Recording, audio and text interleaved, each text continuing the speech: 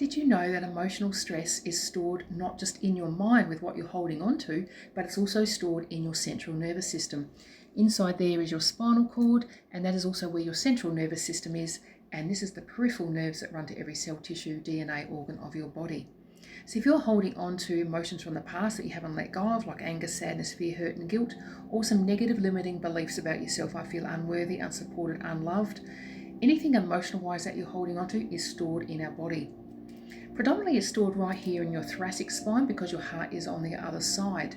But in saying that, it's also stored in other parts of the body. If you're still holding on to things from the past that you haven't let go, it's stored in your pelvis down, in your lumbar spine. If you've ever felt disempowered, don't have enough drive to get through life. If you take the weight of the world on your shoulders or really prioritise yourself, that is also stored here in your thoracic spine. C3, C7 of your cervical spine, of your neck, is if you've ever had to go through life biting your tongue, walking on eggshells and not speaking your truth, that is where that is stored. And lastly, C1, C2 of your cervical spine, where headaches, migraines are, is also if you're someone who overthinks. So as you can see, emotions are stored throughout your whole nervous system. So if you're not going to work with the nervous system and you're just going to go and have other modalities that work to relieve stress, they're actually not going to release stress at all. They're just a distraction, because if you're not working with the nervous system, then you're not going to release those layers of stress.